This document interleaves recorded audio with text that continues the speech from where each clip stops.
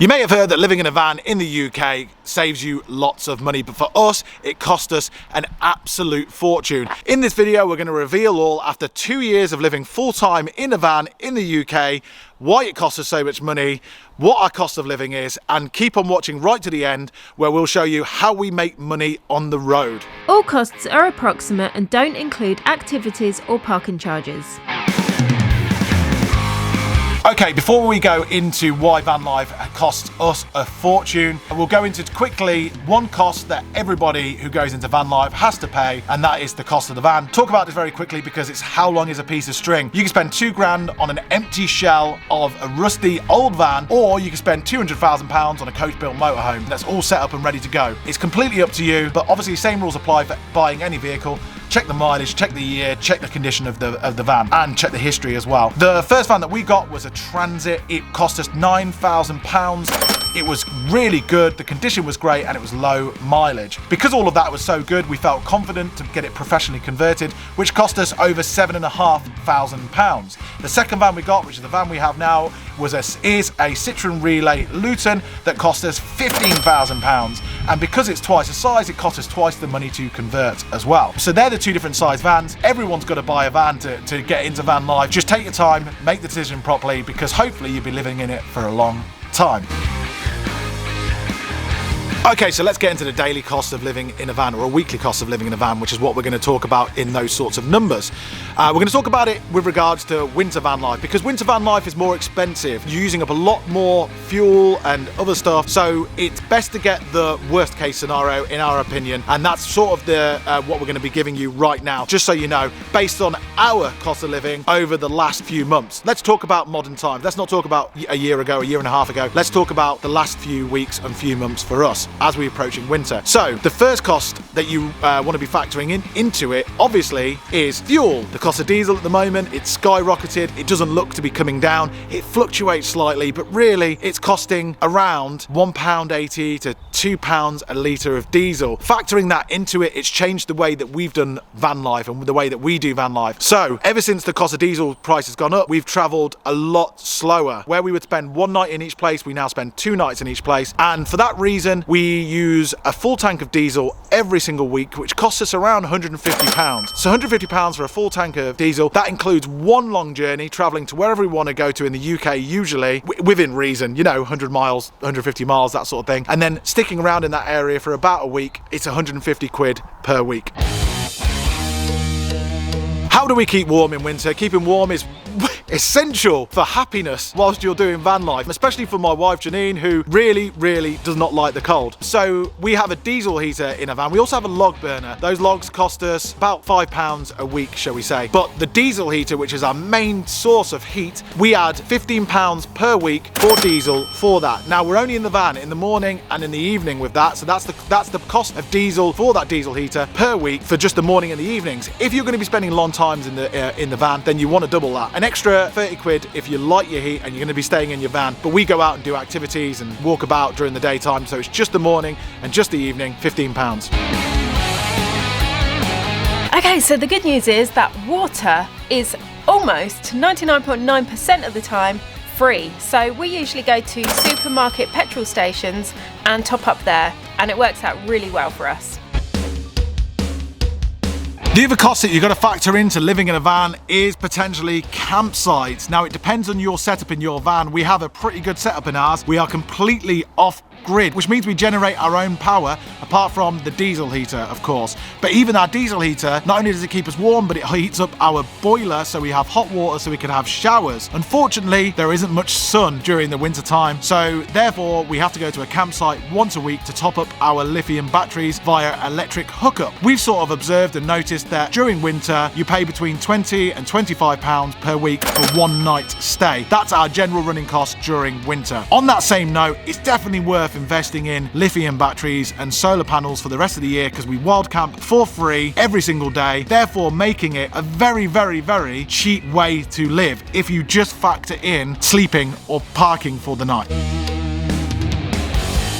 Okay, other costs with regards to living in a van is the same as living in a house, and that's your food and drinks bill. Food, unfortunately, is the same price living in a van as living in a house or a flat. The weekly cost of our food bill is about £120 we've worked out. It can be a little more, it can be a little less. If we decide to have more whole foods like vegetables and lentils and beans rather than processed junk food, then it comes down significantly, and obviously it's a lot healthier as well. So £120 for our weekly food shop. We do try to, because we're living for free on the in local towns and villages and places, we do try to spend money in independent shops in that area as well. Whether it's a coffee or a cake or a sandwich or something like that, that probably equals about £15 every other day for us as well, or sometimes £15 a day. That sort of cost depends on you, but just buying a coffee is around about £3.50 now in a local coffee shop, and or a pint in a pub or what have you. Other costs with having a vehicle are road tax and insurance. We pay about £15 to £20 per week for our campervan insurance. It's a little bit more money because we wanted to factor in being able to go to Europe as well. We've also got a log burner. Shop around for insurance companies. Our one obviously costs around £15 a week. The road tax as well is about £5 a week on top of that. So for about £20 a week, we've got the tax and insurance all in. Okay, internet. We have 2 different phones that we use for our internet, and we put our personal hotspot on. It costs us £80 in all for everything. So we have hotspot, and that's also using our phones, unlimited data, everything included, and that's all we need. Another cost that we have is laundry. We tend to use laundrettes, and they cost about £10 to £12, and we do that weekly. Okay, so I'm sure you'll agree that actually the daily, weekly, monthly running costs of living in a van are actually quite low compared to living in a flat or a house in the UK. So why has it cost us so much money ourselves doing full-time van life in the UK? And it's the one thing that we missed out on all of that list, and that is unfortunately repairs and maintenance to your vehicle. Obviously it pays to do regular maintenance on your vehicle. We have had some extremely bad luck recently. Over the last few months we've had numerous repairs that we've needed to do to the van inside and out, but most recently we got the worst news possible, and we found out after breaking down on the side of the road that our 2015 vehicle Citroen Relay needs a new engine and ancillary parts. It was the worst news possible, so we wanted to let you know that it is separate to the daily running costs, you know, like your food and your diesel, but also you need to factor it in because you could end up like us and have the worst case scenario happen. It's our home. What can we do? There's something wrong with it, you have to fix it. You know, most people like us, we sold our previous home to move into a van, so all our eggs are in one basket. So please, please, please put money aside. All the money that you're saving, try and put it to one side in case the worst case scenario happens. But the best case scenario that can happen is that you're organised and you're living a little bit more frugally but enjoying some of nature's finest things in life. And we're about to meet 2 people now who we've met on the road since been doing full-time van life. They are also 2 full-time van lifers as well. Rob and Steve living in separate vans, doing separate things. They've both got a dog, but they're here to tell you how much money they spend doing full-time van life in the UK. Hey guys, it's Rob from Pack the Van and Go. Just wanted to talk about my budget and stuff like that, my weekly budget. I think my biggest budget that I spend each week is fuel, possibly.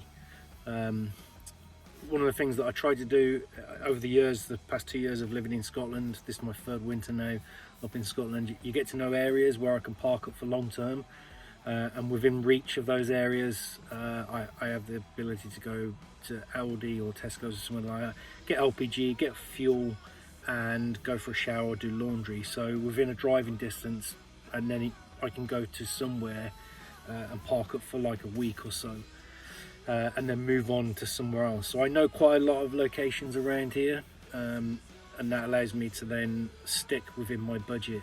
My main thing at the moment is I live off super noodles, tins of beans and soup and stuff like that, and then literally I try to fill up a full tank of diesel that runs my diesel heater and for driving, and I try make sure that can last me a week to 2 weeks.